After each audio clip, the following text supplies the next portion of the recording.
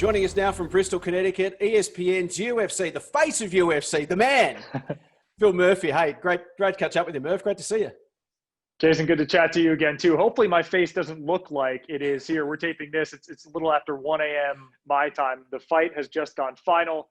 For me, the caffeine's starting to wear off. So we get that nice little cross of, caffeination and delirium. So hopefully it results in good television. Mate, you're looking fantastic. Don't worry about it. Not a problem at all. Now, let's talk about UFC 253 and more specifically Jake Matthews. It was a dominant performance. Was it an impressive performance?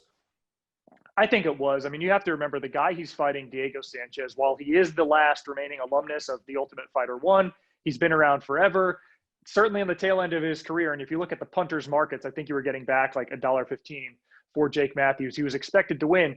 The fact that he didn't get a finish, some people in that scenario would criticize him, but Diego Sanchez is maybe the most durable fighter in UFC history. There's a reason this guy's won Fight of the Night bonus 7 times, 6 of which were in a 4.5-year period. He's very, very tough to put away.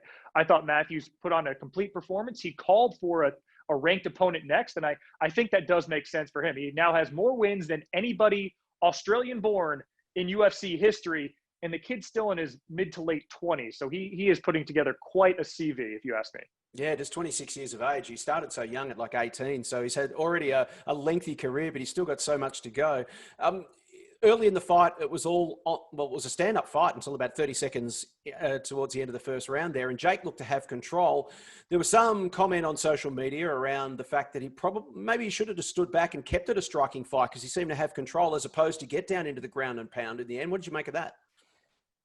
Yeah, it's tough because, again, Diego Sanchez is so difficult to put away. Jake had confidence in his top position and the ability to avoid a submission from Diego Sanchez, which is a very real threat. We saw that with toward the end of the fight, a near armbar where Matthews' elbow was in a good position.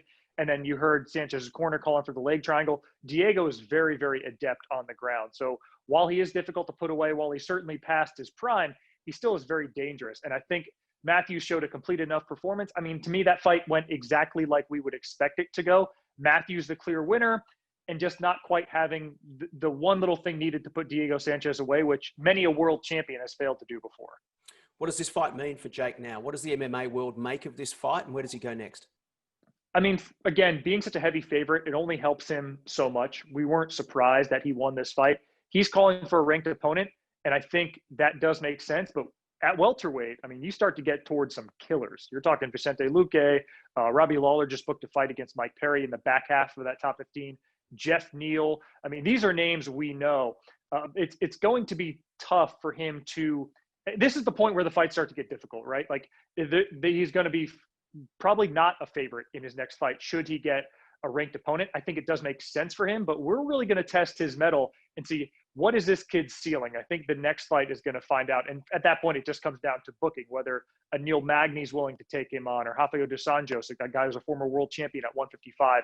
No shortage of names available, but every one of those brings with him a pretty dangerous toolbox and a lot of skills in the octagon. Phil, thanks for your time. We appreciate it. Look forward to catching up with you again soon. Cheers, Jace. Great chatting to you.